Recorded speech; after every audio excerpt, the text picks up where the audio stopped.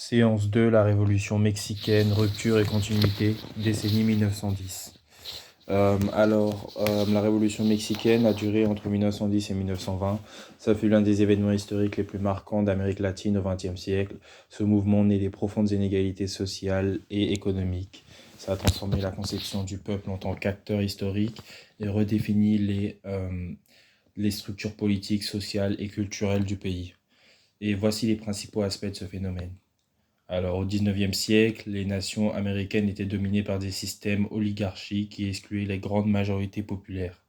Les élites créoles monopolisaient les pouvoirs politiques, économiques, tandis que la majorité de la population vivait dans une pauvreté extrême, sans accès à la terre ni aux droits fondamentaux. Le caudillisme existait également, et c'était caractérisé par le culte de la personnalité, l'usage de la force pour s'asseoir, le pouvoir et la loyauté personnelle envers des chefs militaires. Ça s'est imposé face à la désorganisation administrative des indépendances au Mexique, et ce phénomène a atteint son apogée au régime de Porfirio Díaz, qui a duré entre 1830 et 1915, qui a dirigé de manière autoritaire pendant le Porfira. Je ne sais pas si 1830-1915 c'est la durée de son mandat ou la durée de sa naissance, c'est à revoir. En 1910, Porfirio Díaz cherchait à prolonger son mandat de plus de 30 ans en se représentant à de nouvelles élections présidentielles. Cela a suscité une forte opposition dirigée par Francisco Madero, contraint à l'exil aux États-Unis. Depuis l'exil, Madero lança son appel à la révolution pour renverser le régime porfiriste. Le 10 mai 1911, les troupes révolutionnaires menées par Pancho Villa prirent la Ciudad Juárez, forçant Porfirio Díaz à démissionner et à s'exiler à Cuba, puis en Europe.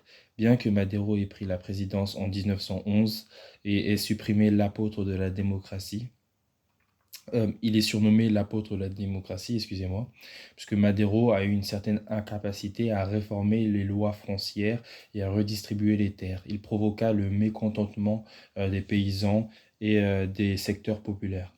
Malgré le fait qu'il s'est exilé, il a lancé un appel à renverser le régime porfiriste.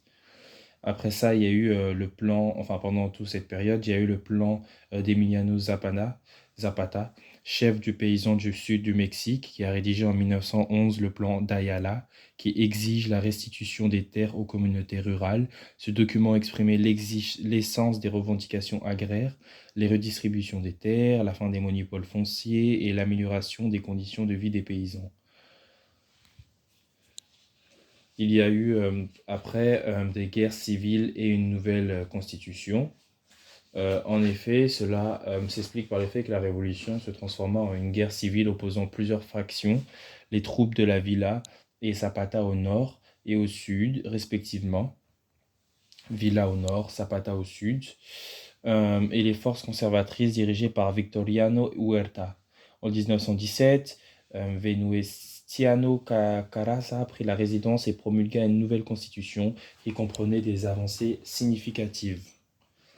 Alors, en 1917, Venustiano Carranza, nouvelle constitution, réforme politique, suffrage direct et interdiction de la réélection présidentielle, réforme agraire, reconnaissance de la propriété communale, indigène et nationalisation des ressources naturelles, réforme du travail, journée du travail de 8 heures, égalité salariale, protection des droits des travailleurs, et ainsi que la séparation de l'Église et de l'État avec la limitation du pouvoir de l'Église dans la vie publique. Il y a eu également une institutionnalisation de la Révolution. La période post-révolutionnaire marqua un effort pour stabiliser le pays, sous la direction d'Álvaro Obregón, 1920 jusqu'à 1924, et avec la création du Parti national révolutionnaire en 1929, un système politique hégémonique fut établi, dominant le siècle politique tout au long du XXe siècle. Si l'intégration sociale des travailleurs urbains progressa, les paysans continuèrent à vivre dans des conditions précaires, et cette période donna lieu à un nouvel autoritarisme qui, bien qu'il assurait la stabilité politique, limita la force effective. Et face à cette institutionnalisation de la révolution qui a pris place, il y a eu ensuite l'art qui a également permis et qui a appuyé cela en qui a été un moyen de diffusion idéologique, puisque compte tenu du niveau élevé d'analphabétisme qui touchait le Mexique, l'art jouait un rôle essentiel dans la construction de la mémoire collective, et le muralisme mexicain, porté par des artistes tels que Diego Rivera, David Alfaro Siqueiros et José Clemente Orozco, utilisa des espaces publics pour raconter l'histoire de la Révolution et glorifier les luttes populaires. José Vasconcelos, en tant que secrétaire à l'éducation publique, promut une idéologie fondée sur le métissage et l'indigénisme, consolidant une identité nationale qui intégrait bien de manière limitée les peuples autochtones. Outre les fresques murales, les photographies d'Augustin Casasola et Tini Modotti, ainsi que les corridos populaires comme Juan Sin Tierra, contribuèrent à inscrire les idéaux révolutionnaires dans l'imaginaire collectif. Et il y a eu après cela un impact en Amérique latine. La révolution mexicaine laissa un héritage profond en Amérique latine.